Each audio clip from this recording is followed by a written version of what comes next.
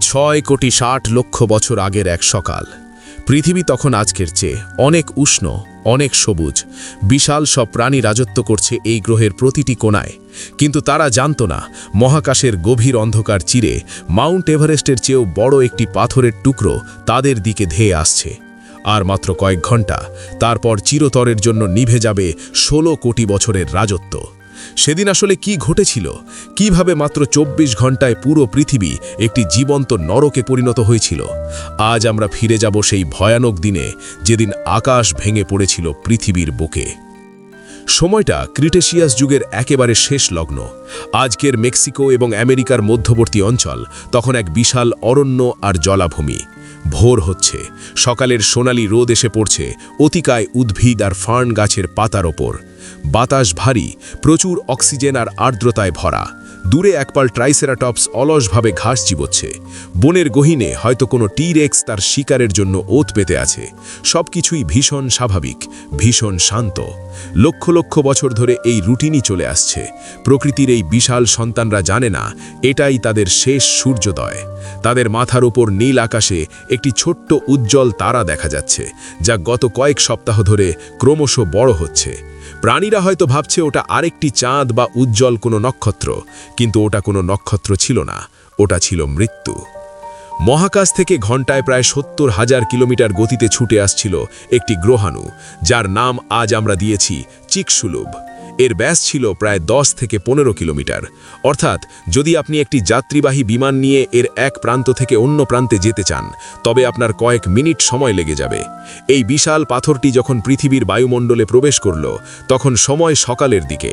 বায়ুমণ্ডলের সাথে ঘর্ষণে এটি জ্বলে উঠল হাজার হাজার সূর্যের তেজে। মাটি থেকে তখন আর ওটাকে পাথর মনে হচ্ছিল না, মনে হচ্ছিল আকাশ থেকে আস্ত আগুন নেমে আসছে। বায়ুমণ্ডলে প্রবেশ করার পর এটি মাটি স্পর্শ করতে সময় নিয়েছিল মাত্র কয়েক সেকেন্ড। প্রাণীরা ভয়ে দিকবিদিক ছুটতে শুরু করল, কিন্তু পালানোর কোনো পথ ছিল না, কারণ তাদের শত্রু কোনো শিকারী প্রাণী নয়, খোদ মহাকাশ। মেক্সিকোর ইউকাটান উপদ্বীপের অগভীর সমুদ্রে যখন গ্রহাণুটি আছড়ে পড়ল, সেই মুহূর্তটিকে বিজ্ঞানের ভাষায় বলা হয় ইম্প্যাক্ট ইভেন্ট। সেই সংঘর্ষের তীব্রতা এতটাই ভয়াবহ ছিল, যা মানুষের কল্পনারও বাইরে। বিজ্ঞানীরা হিসাব করে দেখেছেন, এই সংঘর্ষে যে শক্তি নির্গত হয়েছিল, তা হিরোশিমা এবং নাগাসাকিতে ফেলা পারমাণবিক বোমার চেয়ে প্রায় 10 বিলিয়ন গুণ বা 1000 কোটি গুণ বেশি শক্তিশালী। আঘাতের সাথে সাথে মাটির নিচে প্রায় 30 কিলোমিটার গভীর গর্ত তৈরি হলো। মুহূর্তের মধ্যে বিশাল এলাকা বাষ্প হয়ে গেল। ইউকাটান উপদ্বীপের চুনা পাথরের স্তর নিমেষেই গলে গ্যাস হয়ে আকাশে উড়ে গেল। যেখানে গ্রহাণুটি পড়েছিল, সেখানে 180 কিলোমিটার চওড়া এবং 20 কিলোমিটার গভীর এক বিশাল গর্ত তৈরি হলো। এই গর্তটি এতটাই বিশাল যে মহাকাশ থেকেও এটি দেখা যেত। আঘাতের ঠিক পরের কয়েক সেকেন্ডের ঘটনা ছিল সবচেয়ে বিভীষিকাময়। সংঘর্ষের স্থান থেকে কয়েক হাজার কিলোমিটার ব্যাসার্ধের মধ্যে যা কিছু ছিল, গাছপালা, ডাইনোসর, পাহাড়, সব কিছু চোখের পলকে ছাই হয়ে গেল। সেখানে বাতাসের তাপমাত্রা মুহূর্তের মধ্যে কয়েক হাজার ডিগ্রি সেলসিয়াসে পৌঁছে গিয়েছিল। ওই এলাকার প্রাণীরা বুঝতেই পারল না কি হলো। স্নায়ুতন্ত্র মস্তিষ্কে ব্যথার সংকেত পাঠানোর আগেই তাদের শরীর বাষ্প হয়ে গিয়েছিল। কিন্তু আসল বিভীষিকা তখনও বাকি ছিল। এই সংঘর্ষের ফলে সৃষ্ট শকওয়েভ বা বাতাসের ধাক্কা শব্দের চেয়েও দ্রুত ছড়িয়ে পড়ল চারদিকে। এই সুপারসনিক বাতাস হাজার হাজার কিলোমিটার দূরের বিশাল অরণ্যকে ধুলোর মতো উড়িয়ে দিল। টি-রেক্সের মতো বিশাল প্রাণীরাও এই বাতাসের তোড়ে খড়কুটোর মতো উড়ে গিয়ে পাহাড়ে আছড়ে পড়ল। সংঘর্ষের ঠিক কয়েক মিনিট পর পৃথিবী থরথর করে কেঁপে উঠল। আজ আমরা রিক্টার স্কেলে ভূমিকম্প মাপি, যার সর্বোচ্চ মাত্রা 9 বা 9.5 হতে পারে, কিন্তু সেদিন যে ভূমিকম্প হয়েছিল তার মাত্রা ছিল 10 বা 11-র ওপরে। পৃথিবীর ইতিহাসে এত বড় ভূমিকম্প আর কখনো হয়নি। মাটি ফেটে চৌচির হয়ে গেল, জেগে উঠল হাজার হাজার সুপ্ত আগ্নেয়গিরি। একই সাথে পৃথিবীর অন্য প্রান্তেও কম্পন অনুভূত হলো। মনে হচ্ছিল পৃথিবী যেন তার নিজের অক্ষ থেকে সরে যাবে। এই বিশাল কম্পনের ফলে সমুদ্রে তৈরি হলো ইতিহাসের সবচেয়ে ভয়াবহ সুনামি। আঘাতের স্থানটি ছিল সমুদ্রে, তাই পানি ফুলে ফেপে উঠল। তৈরি হলো এমন সব ঢেউ যার উচ্চতা ছিল 100 মিটারেরও বেশি। কোনো বিজ্ঞানীর মতে যা শুরুতে 1.5 কিলোমিটার পর্যন্ত উঁচু ছিল। ভাবুন একবার, আইফেল টাওয়ারের চেয়েও উঁচু পানির দেওয়াল ধেয়ে আসছে উপকূলের দিকে। উত্তর আমেরিকার বিশাল অংশ মুহূর্তের মধ্যে পানির নিচে তলিয়ে গেল। নদীর প্রবাহ উল্টে গেল। আজকের যুক্তরাষ্ট্রের নর্থ ডাকোটা অঞ্চলের তানিস নামক স্থানে বিজ্ঞানীরা এমন কিছু ফসিল বা জীবাশ্ম খুঁজে পেয়েছেন যা প্রমাণ করে যে সুনামির তোড়ে মাছ এবং ডাইনোসররা একসাথে জট পাকিয়ে মাটির নিচে চাপা পড়েছিল। সমুদ্রের প্রাণী ডাঙায় আর ডাঙার প্রাণী সমুদ্রে একাকার হয়ে গিয়েছিল সব। কিন্তু যারা আঘাতের স্থান থেকে অনেক দূরে ছিল তাদের ভাগ্য কি ভালো ছিল? মোটেও না। তাদের মৃত্যু ছিল আরও যন্ত্রণাদায়ক। গ্রহাণুটি যখন মাটিতে আঘাত করেছিল তখন কোটি কোটি টন পাথর, মাটি এবং ধুলো মহাকাশে নিক্ষিপ্ত হয়েছিল। এই ধ্বংসাবশেষগুলো পৃথিবীর অভিকর্ষের টানে আবার ফিরে আসতে শুরু করল। একে বলা হয় ইজেক্টা কার্টেন। বায়ুমণ্ডলে পুনরায় প্রবেশের সময় ঘর্ষণে এই ছোট ছোট পাথরের টুকরোগুলো আগুনের গোলার মতো জ্বলতে শুরু করল। মনে হচ্ছিল আকাশ থেকে লক্ষ লক্ষ উল্কা বৃষ্টি হচ্ছে। বিজ্ঞানীরা একে বলেন গ্লাস রেইন বা কাঁচের বৃষ্টি। গলিত পাথর বৃষ্টির মতো ঝরতে লাগলো সারা পৃথিবী জুড়ে। এই আগুনের বৃষ্টির ফলে পৃথিবীর বায়ুমণ্ডলের তাপমাত্রা অবিশ্বাস্যভাবে বেড়ে গেল। সারা পৃথিবীর আকাশ তখন একটি বিশাল ওভেনের মতো কাজ করছিল। মাটির তাপমাত্রা 200 থেকে 300 ডিগ্রি সেলসিয়াসে পৌঁছে গেল। পৃথিবীর প্রায় 70% বনাঞ্চলে একসাথে আগুন ধরে গেল। ভাবুন সেই দৃশ্যটি, যেদিকে চোখ যায় শুধু আগুন আর আগুন। প্রাণীরা বাঁচার জন্য গুহায়, পানির নিচে বা মাটির গর্তে আশ্রয় নেওয়ার চেষ্টা করল। যারা বড় প্রাণী যেমন বিশাল সরোপড বা টিরেক্স, তাদের লুকানোর কোনো জায়গা ছিল না। তারা জীবন্ত দগ্ধ হল।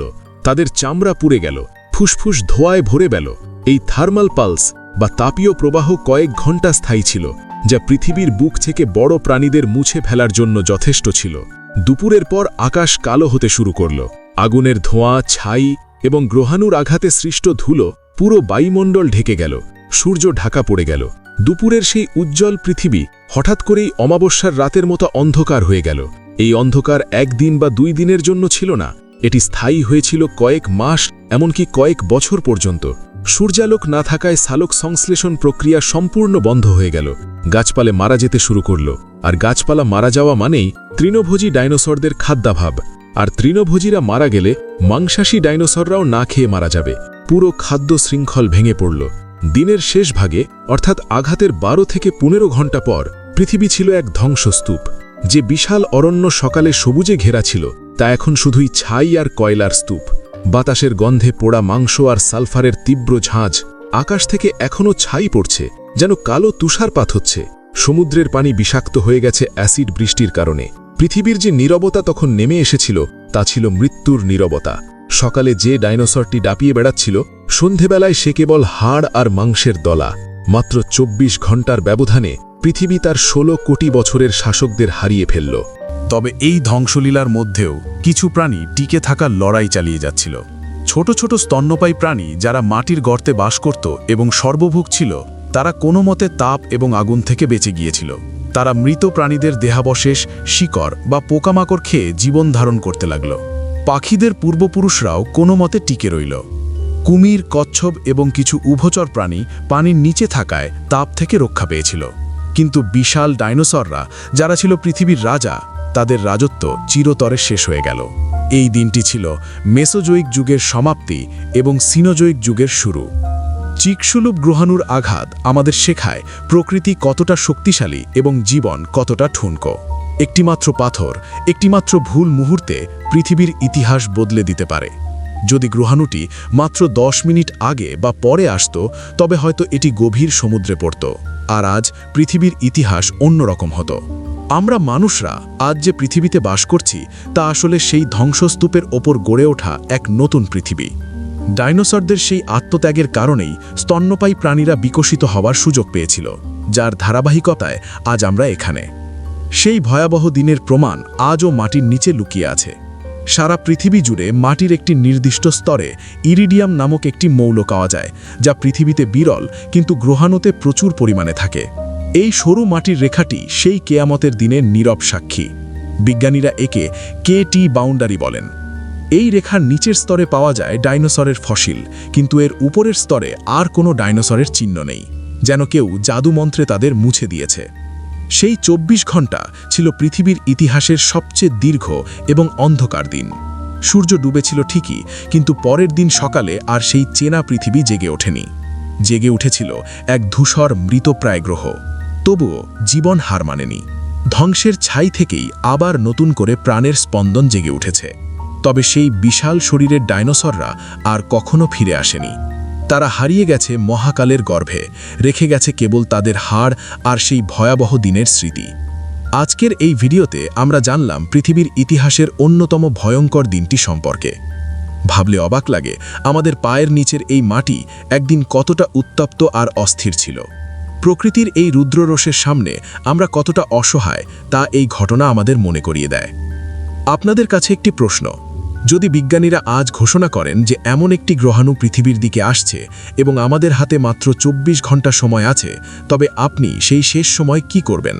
আপনার উত্তরটি নিচে কমেন্ট করে অবশ্যই জানাবেন। আমি প্রতিটি কমেন্ট পড়ব। ভিডিওটি ভালো লাগলে লাইক দিন এবং বন্ধুদের সাথে শেয়ার করুন, যাতে তারাও জানতে পারে এই অবিশ্বাস্য ইতিহাসের কথা। আর এমন সব রোমাঞ্চকর এবং তথ্যবহুল ভিডিও নিয়মিত দেখতে চাইলে আমাদের চ্যানেলটি সাবস্ক্রাইব করে বেল আইকনে ক্লিক করে রাখুন। দেখা হবে পরের ভিডিওতে নতুন কোনো রহস্য নিয়ে। ততক্ষণ ভালো থাকুন, সুস্থ থাকুন। ধন্যবাদ।